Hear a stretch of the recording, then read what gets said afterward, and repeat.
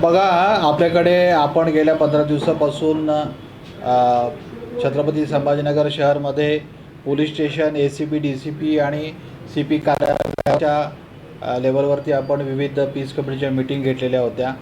त्याचबरोबर विविध जे कत्तल करणारे कसाई लोक आहेत किंवा इतर लोक आहेत त्यांच्या बैठका घेतल्या होत्या आणि त्यांना सगळ्यांना जो 21 मेला शासनाने परिपत्रक काढलेलं आहे त्याच्याबद्दल कल्पना दिलेली होती की गोवंश, त्याचबरोबर अवैध कत्तलखाने किंवा अशा प्रकारे गोवंशाची मांसाची अवैध विक्री करणारे या संदर्भात कारवाई करण्याच्या बाबतीमध्ये 2 दिवसापूर्वी आपली पीस कमिटीची मीटिंगमध्ये देखील स्पेसिफिकली आपण जिन्सी पोलीस स्टेशनचं नाव घेऊन, कारण की माझ्याकडे काही स्पष्ट माहिती आलेली होती त्या अनुषंगाने आपण कल्पना दिलेली होती.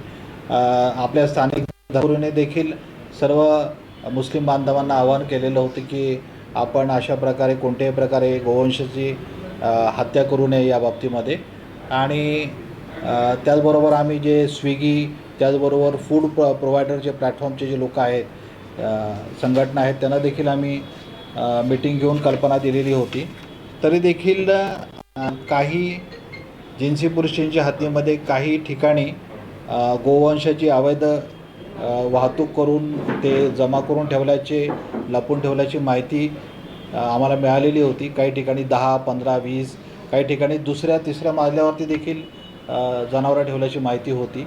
आणि त्याप्रमाणे आम्ही त्या इन्फॉर्मेशनच्या प्रमाणे स्पेसिफिक आज दुपारी मोठ्या प्रमाणावरती कोम्बिंग ऑपरेशन आयोजित केलेलं होतं.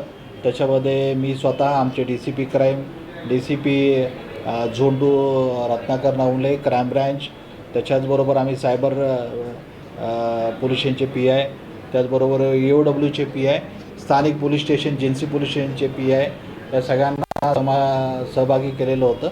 आणि अशा प्रकारे आम्हाला एकूण गोवंशाची जवळपास 131 जनावरे मिळवून आलेली आहेत. आणि आम्ही आता त्यांना पोलीस बंदोबस्तामध्ये, गोशालेमध्ये आणि कोंडवाड्यामध्ये आम्ही पाठवत आहोत. किती घरांमध्ये आढळून आले सर हे?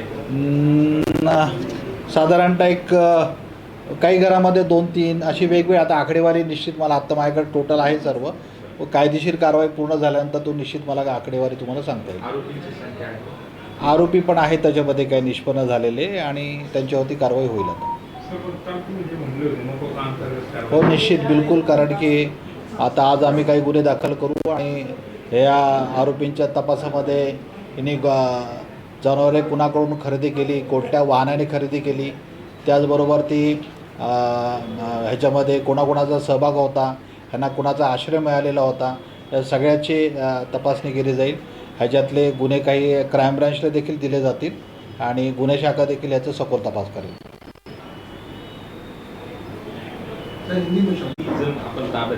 131 जनावरे. मला ते एक्झॅक्ट आकडा करू दे ना जरा, अजून ते चालू आहे ते जरा प्रक्रिया.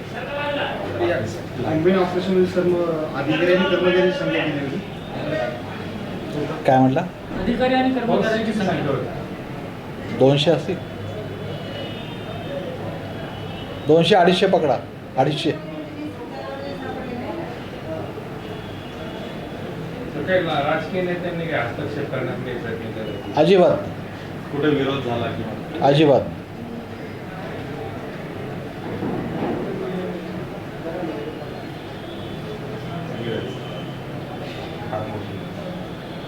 एका दिवसामध्ये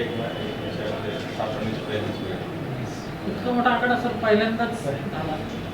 ते कधीपासून सुरू केलं होतं? दुपारपासून बोंबिंग दुपारी 2 पासून म्हणजे 2-2:30 नंतर. 6 तास 5 तास. हे हा आकडा बरोबर आहे का आरोपींचा? सध्या ताब्यात अंदाज सांगितलं कल्याणकरला पाठवा जरा.